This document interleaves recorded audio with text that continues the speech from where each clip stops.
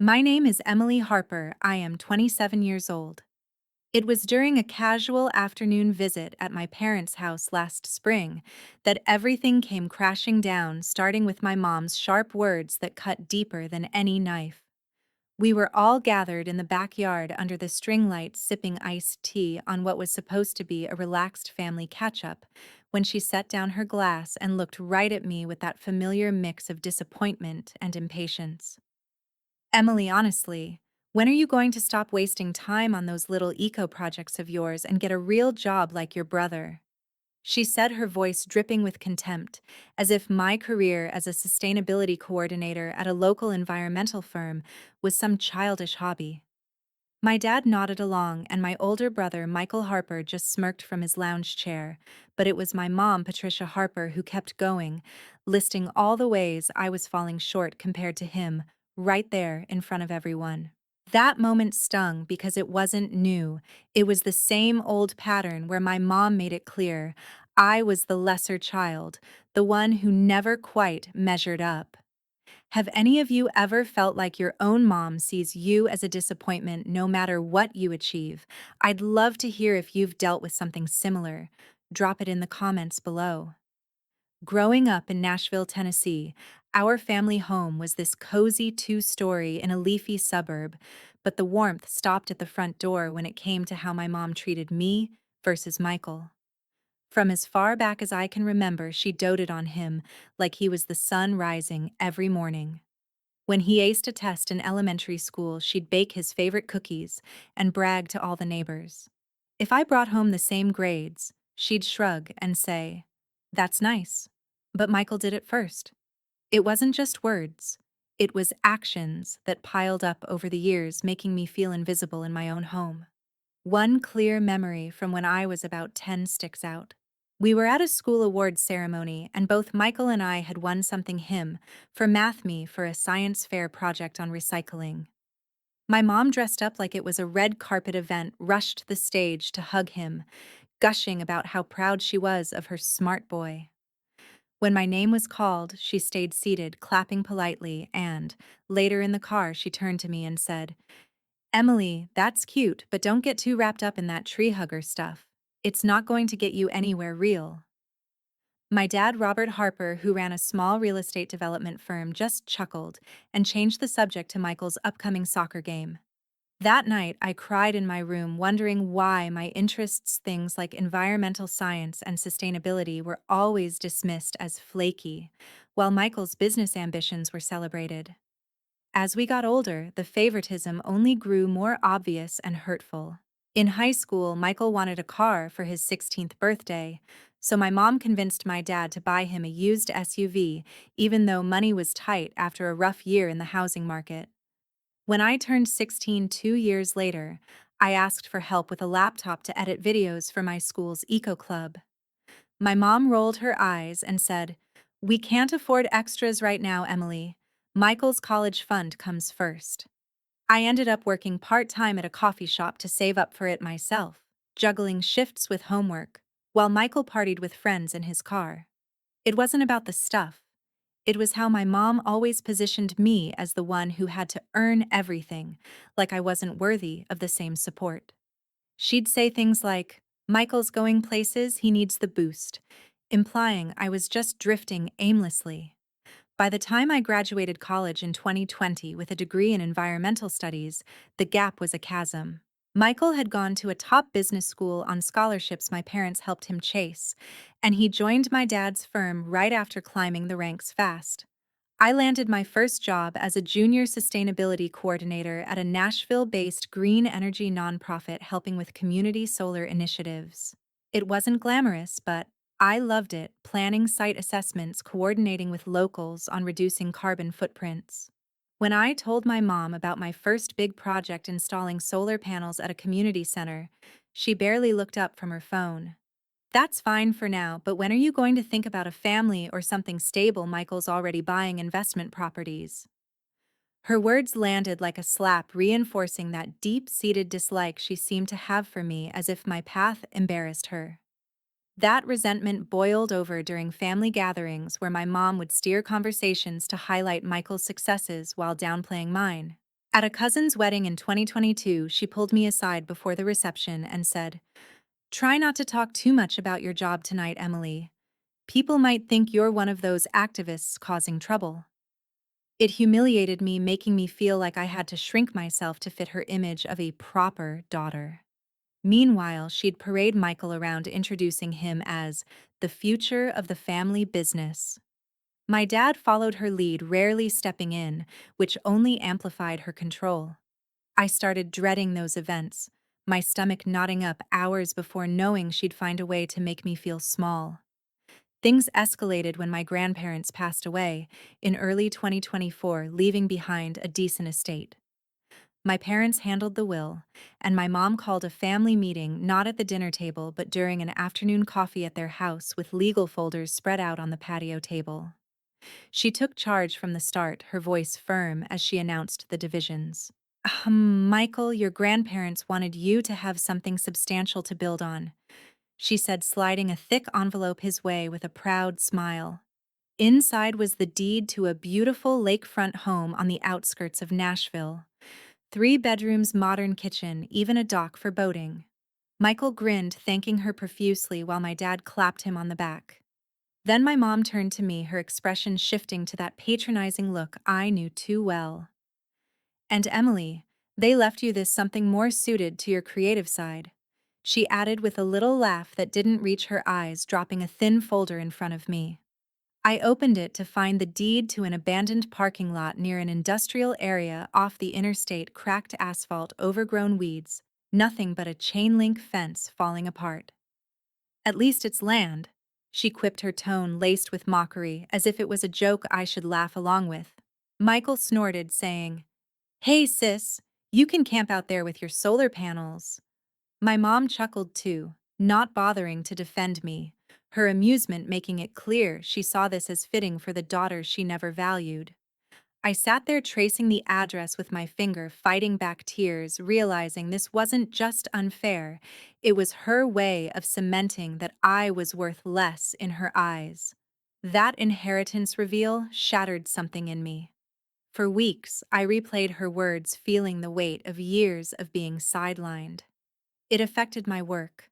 I started second-guessing myself during meetings at the nonprofit, my confidence eroded by her constant belittling.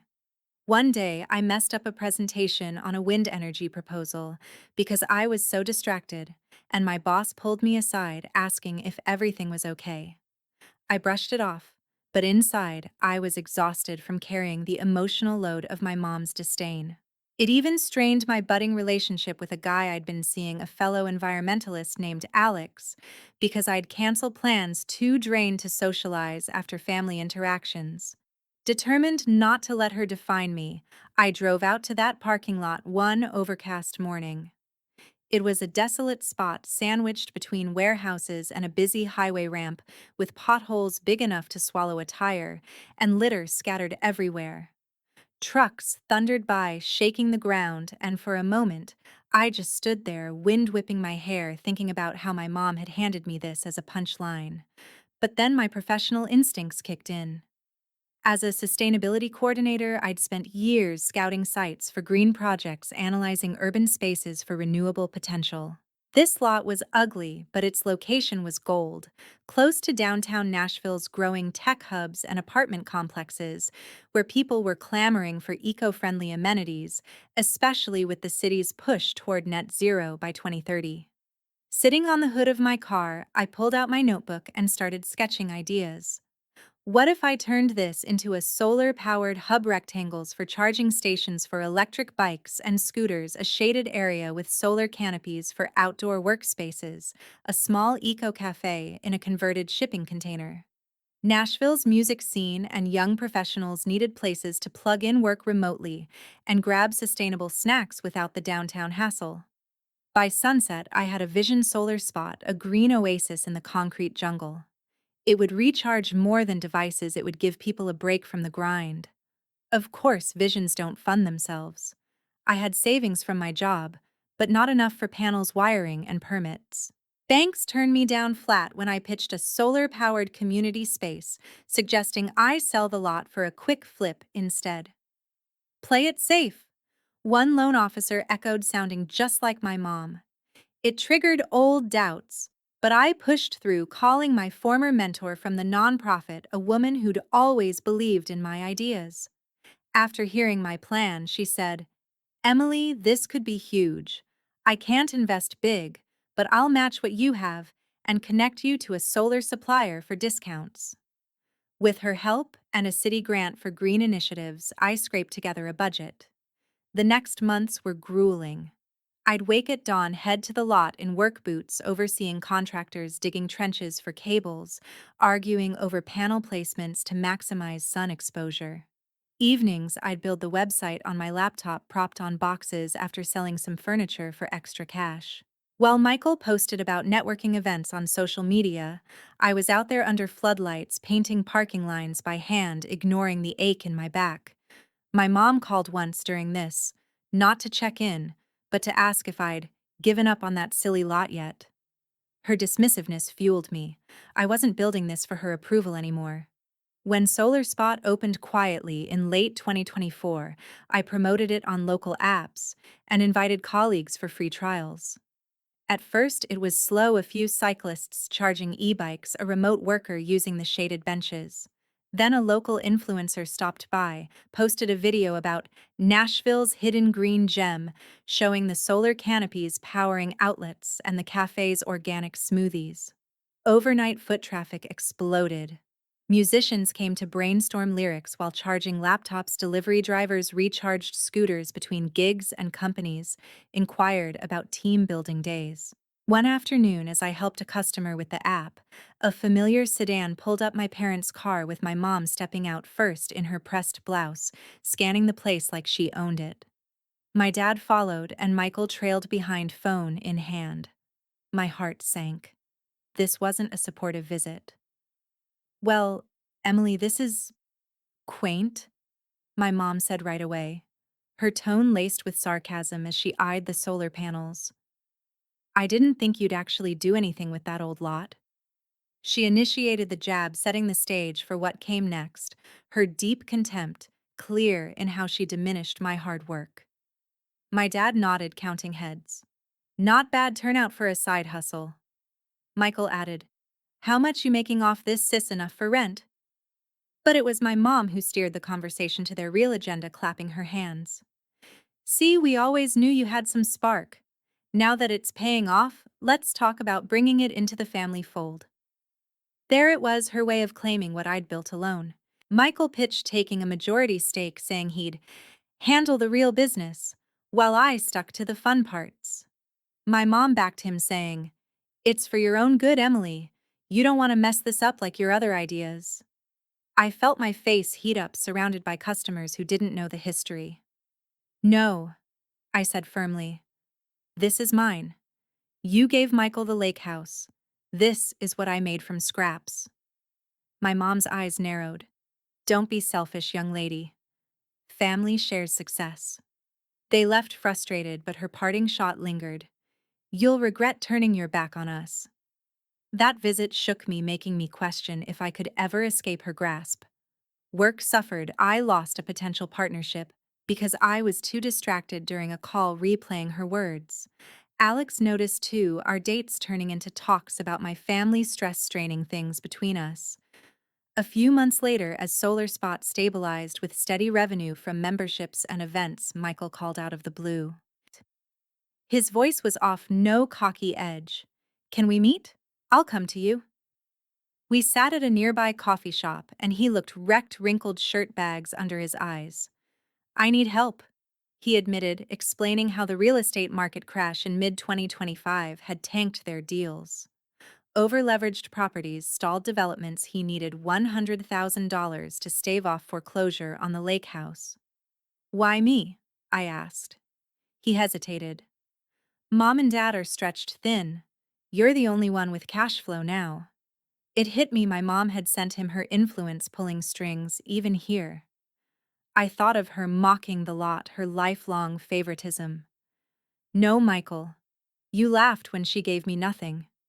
Build your way out like I did." He stormed off, threatening vaguely, but it was my mom's shadow I felt most. The pressure mounted when my parents showed up weeks later, my mom leading the charge into my tiny office at Solar Spot. "We need to talk," she said bluntly, her face lined with worry but her tone demanding. They laid out the family's dire finances, debts piling up, the business teetering. "We're short $250,000, she said. "You can loan it. Think of it as family investment."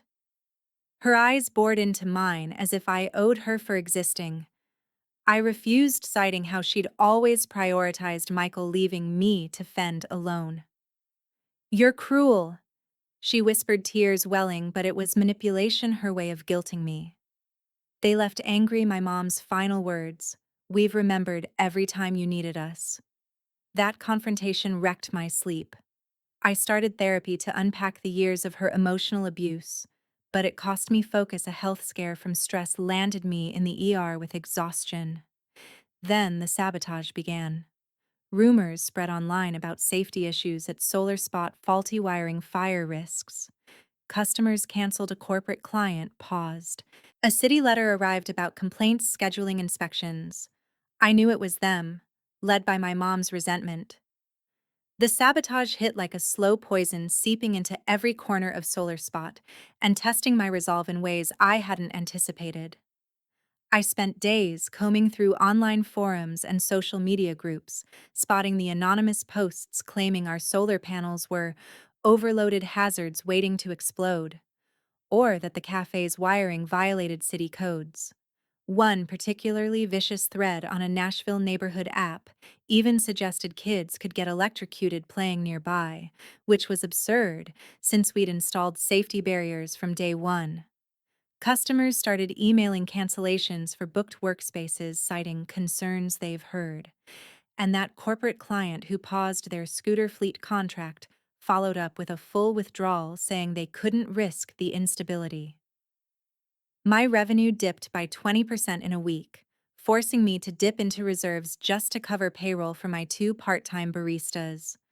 What hurt most was knowing my mom was behind it, or at least the driving force.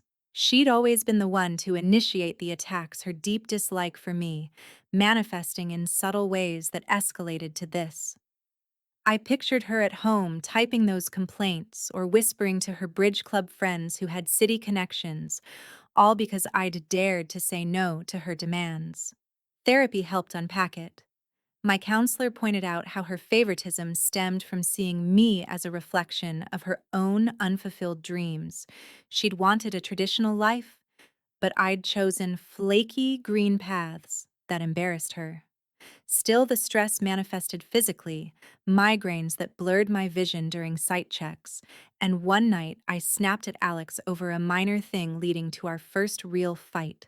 "Emily, you can't let her control you like this," he said, but it was easier said than done when her actions threatened everything I'd built. Determined to fight back, I gathered evidence, screenshots of the rumors, timestamps showing they spiked right after my refusals. I invited the city inspector early, walking them through every inch of Solar Spot with my installation logs in hand.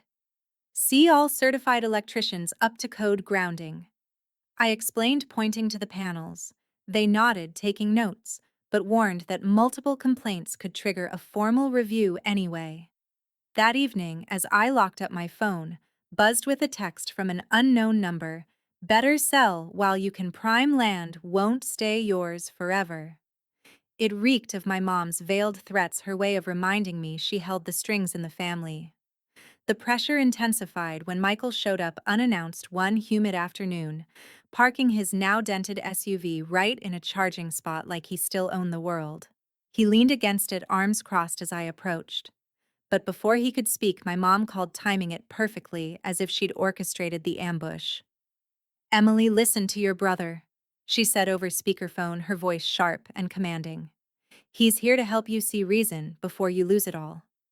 Michael jumped in, listing issues he'd heard about Solar Spot: permit lapses, safety violations, all fabricated, but delivered with that smug confidence my mom had instilled in him.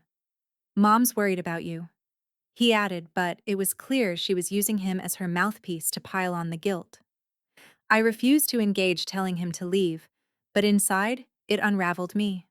That night, I confided in a coworker during a late shift, and she suggested checking public records for complaint filers. Sure enough, a few were traceable to email domains linked to my dad's firm. It was escalating my mom's resentment turning active, her starting these attacks to force me back under her thumb. Health-wise, it took a toll. I skipped meals, lost weight, and my therapist upped our sessions to twice weekly. Even Alex grew distant, saying, "I support you, but this family's toxicity is bleeding into us." As rumors persisted, a bigger blow came. A local news blog picked up the story, questioning if Solar Spot was Nashville's next green failure. Bookings plummeted another 15%, and I had to let one barista go, hating myself for it. Desperate, I hosted a free community day, demoing the safety features, offering tours, but attendance was sparse, whispers following me. Then, another city letter arrived announcing a public hearing on land use concerns for the area, citing anonymous testimonies about inappropriate development. One submission stood out, detailed jargon on zoning that screamed real estate insider, signed, "Concerned local business owner." I knew it was my mom channeling her contempt through official channels to humiliate me publicly. The hearing loomed like a storm cloud, and in the days leading up, my mom ramped up the personal assaults. She showed up at Solar Spot during peak hours, striding in like an inspector, loudly questioning a customer about safety worries. "Have you heard about the wiring issues?" she asked, her voice carrying, initiating the scene that turned heads and made two people leave early. When I confronted her privately in the office, she didn't deny it.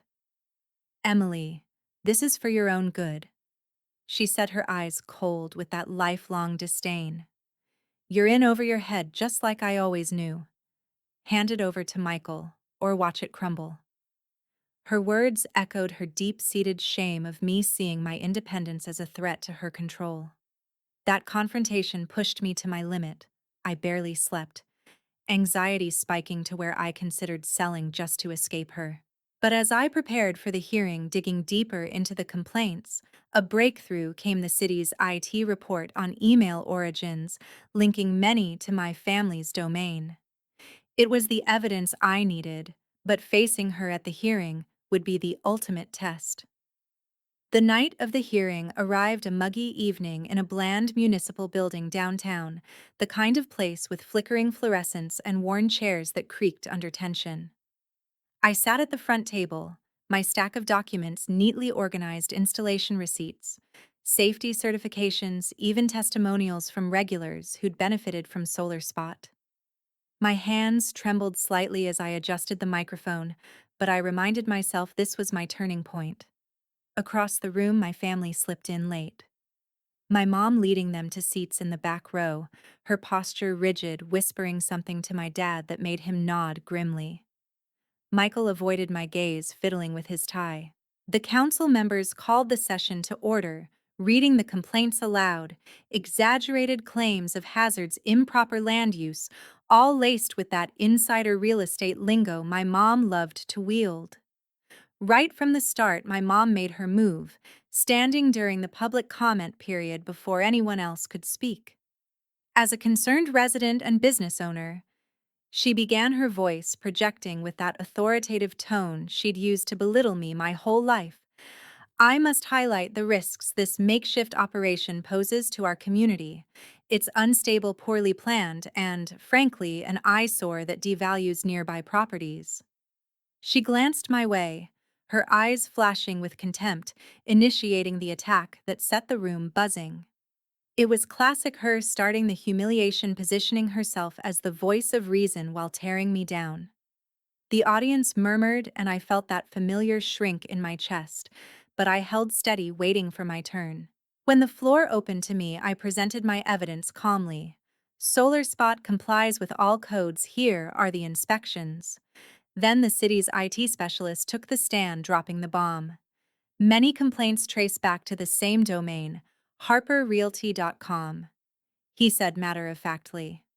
The room went silent. My mom's face drained of color as whispers erupted. A council member pressed for clarification, and my dad stood awkwardly, mumbling about misunderstandings. But it was Michael who had to admit under questioning that they'd coordinated the emails under my mom's direction, no doubt her resentment fueling the scheme. The chair ruled in my favor. No violations found. This appears to be a targeted harassment. As the gavel fell, my family slunk out, my mom's glare burning into me, but for the first time, it didn't shrink me, it empowered me. The fallout hit them hard and fast. Within days, a local business blog ran a story: Nashville family firm caught sabotaging daughter's green venture. It detailed the hearing, exposing their tactics, and the reputational damage was swift. Clients pulled out of deals with my dad's firm, citing ethical concerns. A major investor backed away from Michael's latest project, and the real estate board launched a review of their practices. Their over-leveraged properties started crumbling under the market pressure they'd ignored. Interest rates had spiked, buyers vanished, and loans came due. My mom, who had always prided herself on the family's untouchable status, faced the humiliation of canceled social invitations, her bridge group whispering behind her back. They lost contracts worth hundreds of thousands, forcing layoffs at the firm, and the lake house, that symbol of her favoritism, went into foreclosure when they couldn't refinance. I watched from afar, not with glee, but a quiet sense of justice. Therapy sessions helped me process it. My counselor said, "Your mom's dislike was never about you.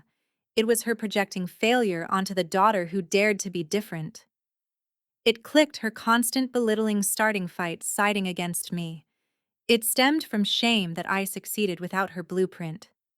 Meanwhile, Solar Spot rebounded stronger. The publicity from the hearing drew crowds. Eco groups hosted events. A city official praised us as a model for sustainable urban spaces. Revenue climbed 30%, letting me hire back staff and expand with more panels. Alex and I mended things. He proposed during a quiet picnic under the canopies, saying, "You've built more than a business, you built us a future." When the lake house hit the auction block a few months later on a crisp fall morning at the courthouse steps, I attended incognito, sunglasses on, heart pounding. The auctioneer rattled off bids starting low due to the market slump. Strangers vied half-heartedly, but I signaled my lawyer under Solar Spot Holdings to jump in. After a tense back and forth, the gavel dropped. It was mine for $180,000, a steal I'd funded from business profits. Driving there that afternoon, the house loomed sprawling, deck, floor-to-ceiling windows overlooking the water, but it felt tainted by memories of my mom's favoritism. Instead of moving in, I repurposed it. The living room became a conference space for green workshops, bedrooms turned into eco-retreat suites. The dock area, an outdoor lab for water conservation demos. We called it Solar Haven, an extension of my brand, hosting corporate teams and nonprofits for sustainability seminars. Word spread quickly, bookings flooding in, startups brainstorming carbon-neutral strategies, schools running field trips. That's when my family reappeared, pulling up in a battered sedan one evening as I oversaw a setup. My mom stepped out first, looking frail, her usual poise cracked. "Emily, we need to talk," she said, her voice trembling but still edged with that old demand. They'd hit rock bottom, firm shuttered assets, sold, living in a cramped rental. Michael faced a license suspension from the ethics probe, my dad odd jobs. They begged to rent a room at Solar Haven, just temporarily until we rebuild. Her eyes pleaded, but I saw the manipulation, her initiating this final plea as if I owed her salvation. I didn't slam the door. Instead, I set terms: market rate rent for the smallest suite paid up front. No freebies, they'd work part-time if they wanted discounts. My mom could coordinate events leveraging her old social skills. My dad handle maintenance. Michael assist with grant applications supervised. "This isn't charity," I said. "It's boundaries." They agreed, pride swallowing hard. Watching my mom set tables for a workshop, her first shift wasn't triumphant, it was bittersweet. Seeing the woman who'd tormented me, reduced, but finally accountable. Some days, guilt flickered, but therapy reminded me her actions had consequences, and I'd earned my peace. In the months since life bloomed, Solar Spot and Haven thrived, netting over $300,000 annually, funding my dreams a home with Alex travel to green conferences. I cut contact outside work shifts, no more obligatory calls or visits. Therapy wrapped up with me stronger, surrounded by chosen family friends, colleagues who valued me. What I learned: family isn't a free pass for abuse. Love means respect. And boundaries aren't selfish, they're survival. I won't let my mom or anyone use me again. Her deep dislike shaped me, but I chose to rise above it. Have you ever had to set hard boundaries with a toxic mom like this? What would you have done in my shoes? Share your stories in the comments, I'd love to hear them.